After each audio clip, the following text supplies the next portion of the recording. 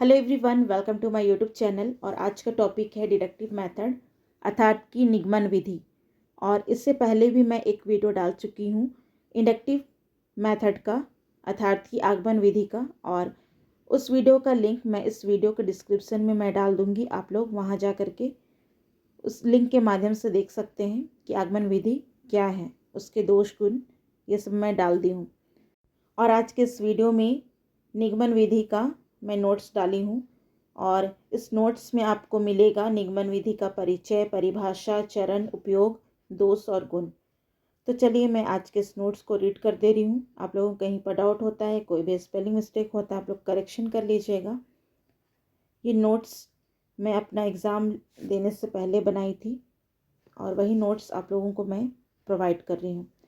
तो चलिए मैं रीड करती हूँ। सबसे पहले है निगमन विधि का परिचय। इस विधि में सामान्य से विशिष्ट की ओर, सूक्ष्म से स्थूल की ओर एवं सिद्धांत से उदाहरण की ओर चला जाता है।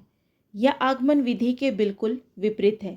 इसमें अध्यापक सर्वप्रथम विद्यार्थियों को सिद्धांत बताता है, तत्पश्चात उससे संबंधित उदाहरण प्रस्तुत करता है। अर्थात विद्यार्थियों को पूर्व में ही नियम बता दिए जाते हैं, उसके बाद ही उदाहरण दिए जाते हैं। इस विधि का आधार दर्शन शास्त्र की सत्य के स्वरूप के विषय में यह धारणा है कि सत्य शाश्वत व अपरिवर्तनीय होता है। इस प्रकार यह विधि मानसिक प्रयोग के आधार पर ज्ञान को ज्ञान से अर्जित करना है। परिचय के बाद में है निगमन विधि की परिभाषाएं, डिफिनेशंस ऑफ डिडक्टिव मेथड।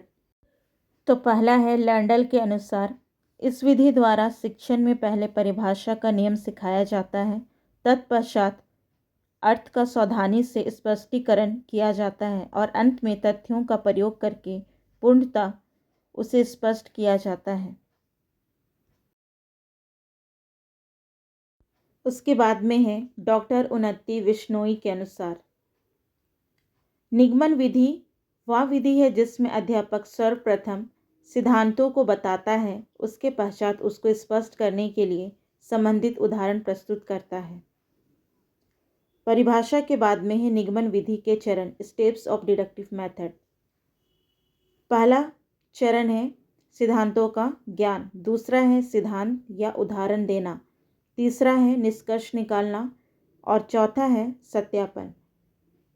तो ये सारे स्टेप्स हैं निगमन विधि के, और इसको हम लोग एक एक करके देखेंगे। तो सबसे पहला है सिद्धांतों का ज्ञान, नॉलेज ऑफ थ्योरीज। सबसे पहले अध्यापक को उन सिद्धांतों के बारे में ज्ञान होना अति आवश्यक है जिसका प्रस्तुतिकरण वह विद्यार्थियों के आगे कर रहा है। उसके बाद है दूसरा स्टेप, सिद्धांत या उदाहरण देना, to give theories of examples. अध्यापक जब विद्यार्थियों को सिद्धांत बता देता है, तब सिद्धांतों की सत्यता को सिद्ध करने के लिए विभिन्न प्रकार के उदाहरणों को प्रस्तुत करता है। उसके बाद में तीसरा स्टेप है निष्कर्ष निकालना, डिराइव कंक्लूजन। विद्यार्थी उदाहरणों की सहायता से उपयुक्त निष्कर्ष निकालते हैं। उसके बाद है चौथा स्टेप, सत्यापन, प्रूफ्स। विद्यार्थी निष्कर्ष को आधार बनाकर सत्यता का परीक्षण करते हैं। चरण के बाद देखेंगे निगमन दृष्टिकोण का उपयोग, एप्लीकेशन ऑफ डिडक्टिव अप्रोचेस। तो निगमन विधि का उपयोग कैसे होता है, कहाँ किया जाता है, तो निम्नलिखित है। तो पहला उपयोग यहाँ पर देख सकते हैं, जब विद्यार्थी किसी भी अन्य विधि, नियम व परिभाषाओं का अन्वेषण कर ले तो उन्हें सत्यापित करने के लिए उपयोग किया जाता है। उसके बाद है दूसरा उपयोग है, जब किसी नियम या सिद्धांत अन्वेषण या खोज की प्रक्रिया अधिक लंबी हो, उसके लिए। उसके बाद में है तीसरा उपयोग, जब अध्यापक के पास में समय कम हो। चौथा है जब समस्याओं का समाधान तुरंत खोजना हो। पांचवा है जब अभ्यास कार्य को दोहराना हो। छठवां है जब अनावश्यक व साधारण नियमों की खोज में व्यर्थ ही समय नष्ट होता लगे तब। उपयोग के बाद में है निगमन विधि के गुण, मेरिट्स ऑफ डिडक्टिव मेथड। तो निम्नलिखित गुण हैं, यहाँ पर देखिए। पहला गुण है, इसके द्वारा कम समय में अधिक से अधिक प्रश्न हल कराए जा सकते हैं। दूसरा है, इस विधि के प्रयोग द्वारा समय बचत होती है। उसके बाद तीसरा है, यह बड़े बच्चों के लिए उपयोगी सिद्ध होती है। फिर चौथा है, इस विधि द्वारा निम्न स्तर का पाठ सीखा जा सकता है। और पांचवा है, निगमन विधि द्वारा नियमों, सिद्धांतों एवं सूत्रों की सत्यता की जांच सफलतापूर्वक की जा सकती है। उसके बाद में है, छठवां में है, यह स्मरण शक्ति मतलब कि मेमोरी पावर को बढ़ाती है। सातवां है, इसके द्वारा ज्ञान अर्जन की गति तीव्र होती है। यह विधि निष्पक्ष होती है। आठवां में। फिर नौवां में है, इसके द्वारा प्राप्त निष्कर्ष शुद्ध, स्पष्ट व संक्षिप्त होते हैं।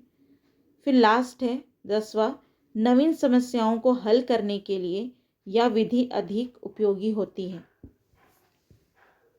तो ये सारे गुण हैं निगमन विधि का। अब देखेंगे निगमन विधि के दोष, डीमेरिट्स ऑफ डिडक्टिव मेथड। पहला दोष है, इसके द्वारा प्राप्त ज्ञान अधिक अस्थायी नहीं होता है। यह विधि स्मृति केंद्रित विधि है, जिससे यह मनोविज्ञान के सिद्धांतों के विपरीत है। उसके बाद में है तीसरा दोष, छोटी कक्षाओं के लिए यह विधि अधिक उपयोगी नहीं होती है। चौथा है, इसमें खोज की अपेक्षा रटने की प्रवृत्ति पर अधिक बल दिया जाता है। पांचवा है, इसमें विद्यार्थियों में आत्मविश्वास अर्थात कि सेल्फ कॉन्फिडेंस व आत्मनिर्भरता अर्थात सेल्फ डिपेंडेंस की भावना उत्पन्न नहीं होती है। फिर छठवां है, बच्चों में वैज्ञानिक दृष्टिकोण का विकास नहीं होता है। फिर सातवां है, इसमें विद्यार्थी बिना उदाहरण के समझ नहीं पाते हैं। फिर आठवां है, स्वतंत्रता पूर्वक इस विधि का प्रयोग नहीं किया जा सकता है। फिर नौवां में है, इस विधि में विद्यार्थियों को तर्क व अन्वेषण करने के अवसर प्राप्त नहीं होते। आई होप ये नोट्स आप लोगों को एग्ज़ाम लिखने के लिए हेल्प करेगा। और यदि आप एग्ज़ाम लिखने की तैयारी कर रहे हो तो ऑल द बेस्ट। अब मिलते हैं नेक्स्ट वीडियो में नए टॉपिक के साथ। तब तक के लिए टेक केयर, बाय बाय।